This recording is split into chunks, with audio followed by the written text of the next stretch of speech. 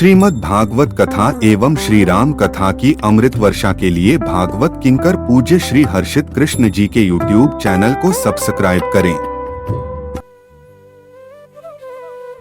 बोले महाराज, हर एक जीवात्मा के साथ उसके पूर्व जन्म का भाग्य जुड़ा होता है। ध्यान देकर सुनना। बहुत बार हमारे मन में प्रश्न उठता है, लोग प्रश्न करते हैं कि महाराज फला व्यक्ति है, गलत काम कर रहा है, अन्याय कर रहा है, अत्याचार कर रहा है, पापाचार कर रहा है और फल फूल रहा है, और हम सत्कर्म करने वाले, मंदिर जाने वाले, कथा सुनने वाले, तीर्थ यात्राएं करने वाले, आदि आदि रूपों में जहां हम भगवान के भजन सिमरन में लगे हुए हैं, तपस्या में लगे हुए हैं, तो महाराज हमारे साथ भला नहीं हो रहा, गरीबी है, दुख है, संकट है। इसका एक बड़ा महाराज सटीक उत्तर आपको बताएं कि एक कथा आती है कि महाराज एक गांव में दो बालक रहते थे। ध्यान देना, आप समझ जाएंगे। एक ग्राम में दो बालक रहते थे। एक गांव में ही महाराज साफ सफाई इत्यादि का काम करता था, हाँ? और दूसरा जो था वो महाराज दिन रात भगवान के भजन में लगा रहता था। मंदिर जाना, शिव जी को जल चढ़ाना, बेलपत्र चढ़ाना, और ये सब दोनों का आगे आगे समय बढ़ रहा। एक दिन दोनों किसी राह से जा रहे थे और वो जो दूसरा बालक था, जो महाराज काम ऐसा करता था, साफ सफाई इत्यादि का काम, लेकिन उसके पूर्व जन्म का भाग्य ऐसा कुछ था कि महाराज एक दिन वो रास्ते से कहीं जा रहा था तो उसको हीरे से भरी हुई एक टोकरी मिल गई। उसने उठा लिया और भगवान का भक्त लौट कर आ रहा था तो वो उसका मजाक उड़ाने लगा। हाँ? अरे तू रोज मंदिर जाता है, रोज भजन करता है, तुझे क्या मिला? बात कर ही रहा था, उसी बीच में चलते चलते क्या हुआ कि उस भक्त बालक के पैर में बबूल का एक कांटा ऐसा गड़ा कि महाराज वो उसके पैर को विदीर्ण करता हुआ अंदर चला गया और वो बहुत जोर से चीखा, जोर से चिल्लाया। भगवान का बड़ा सरल भक्त था, उसको बहुत कष्ट हुआ और वह जिसे हीरे मिल गए थे वो मजाक उड़ाने लगा। उसका कहने लगा, अरे तू तो रोज मंदिर जाता, भजन करता है, देख तेरे लिए कांटे तैयार हैं, और मैं कोई भजन नहीं करता, मैं मंदिर नहीं जाता, मैं धर्म कर्म नहीं करता, और मुझे हीरे की टोकरी मिल गई। उस भक्त के मन में किंचित यह भाव आ गया कि सही बात है, मैं कब से भगवान का भजन पूजन कर रहा हूँ, मंदिर जा रहा हूँ, महाराज नाना प्रकार के उपाय कर रहा हूं, भगवान को भज रहा हूं, लेकिन मेरे जीवन में दुख, कष्ट, संकट, और ये कुछ नहीं कर रहा, जो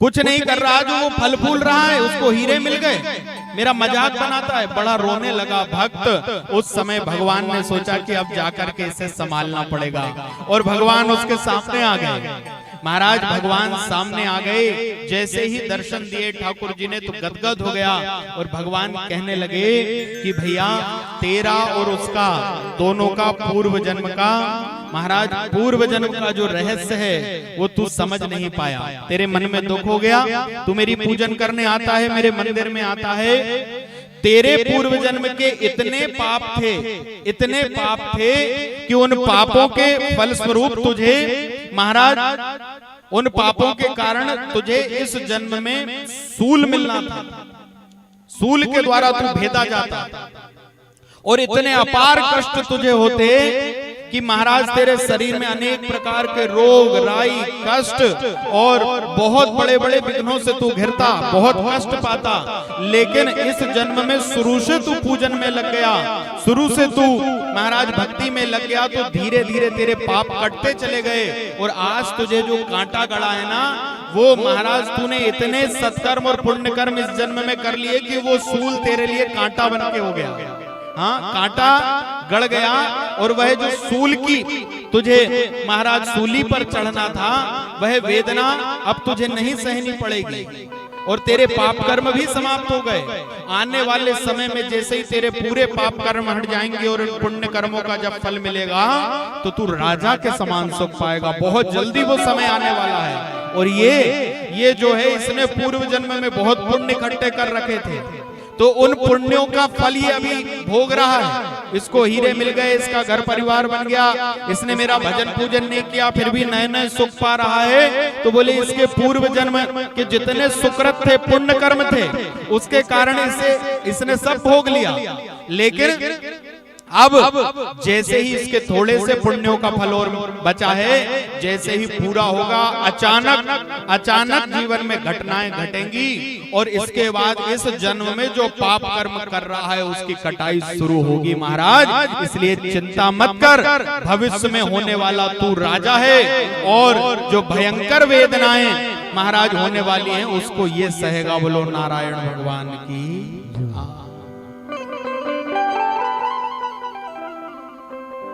आप लोगों को यदि पानी लग रहा हो तो इधर आ जाइए आगे।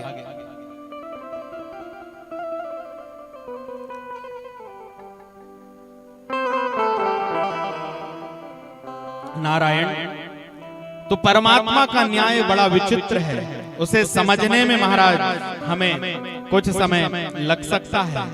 तो चिंता ना करें, घबराएं नहीं और कभी किसी को देखकर यह विचार ना करें कि महाराज मैं तो सबका अच्छा कर रहा हूँ, भला कर रहा हूँ, सत्संग कर रहा हूँ, मंदिर जा रहा हूँ, कीर्तन कर रहा हूँ, मेरे साथ बुरा क्यों हो रहा है। कोई पाप कर्म होंगे जो कट रहे हैं और उनसे मिलने वाला जो फल है वो धीरे धीरे महाराज छोटे रूप में निकल जा रहा है। जैसे ही पुण्यों का उदय होगा तो जीवन में मंगल ही मंगल हो जाएगा। आओ महाराज मिलकर के उस परमात्मा के नाम को 2 मिनट जपें। श्रीमन नारायण नारायण हरि हरि, श्रीमन नारायण नारायण हरि हरि, श्रीमन नारायण नारायण हरि हरि, श्रीमन नारायण नारायण हरि हरि। तेरी लीला सबसे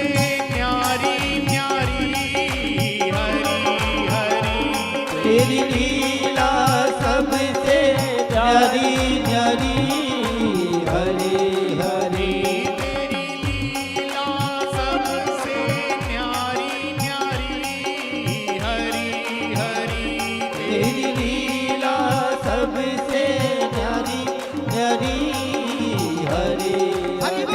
श्रीमन नारायण नारायण हरि हरि, श्रीमन नारायण नारायण हरि हरि, श्रीमन नारायण नारायण हरि हरि। प्रेम से सारी सेवा करते हुए भगवान का नाम लीजिए महाराज। हरि बोल।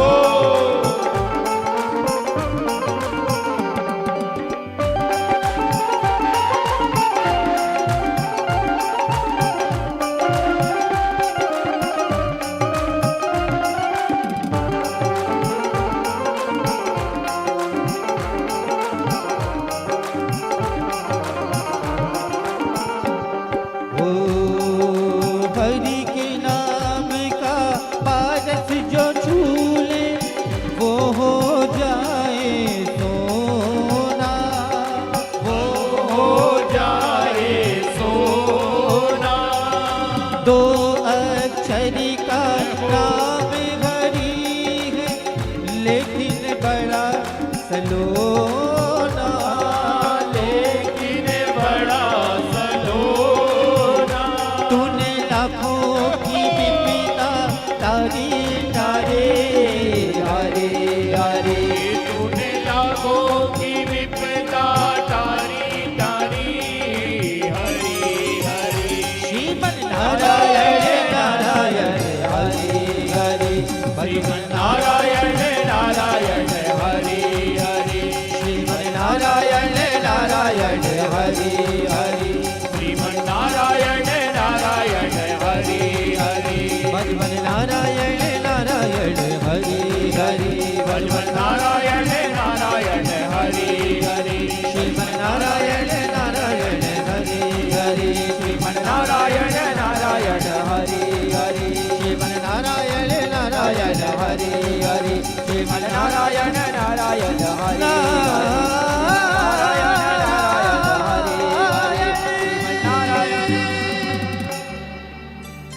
बोलिए नारायण भगवान की जय। राधे। तो हमें चिंता करने की बिल्कुल आवश्यकता नहीं है महाराज।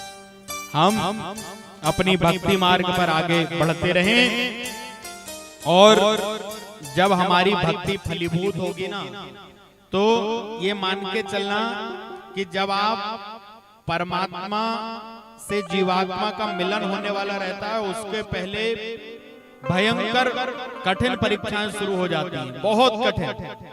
यहाँ तक कि वो मुख का निवाला छीन लेता है। हाँ, खाने के लिए, रोटी पीने के लिए, पानी, रहने के लिए घर और पहनने के लिए कपड़ा नहीं बचता। महाराज ऐसी स्थिति आ जाए और भजन जीवात्मा करता रहे तो समझ लेना कि बहुत जल्दी जीवन में मंगल होने वाला है महाराज। प्रभु मिलन होने वाला है, प्रभु की कृपा होने वाली है। परीक्षा, जो घबरा गया, जो टूट गया, जो बिखर गया, वो फिर पीछे चला जाता है। विश्वास महाराज, जीवन में किए हुए सत्कर्म, पुण्य कर्म निश्चित रूप से फलदायी होंगे। और महाराज श्रेष्ठ कर्म करके, अच्छे कर्म करके, धर्म करके हम अपने बड़े बड़े कष्टों को काट लेते हैं। छोटे रूप में आकर के वो चीजें निकल जाती हैं जो भक्ति के मार्ग पे, धर्म के मार्ग पे लगा होता है। तो उनसे घबराए ना।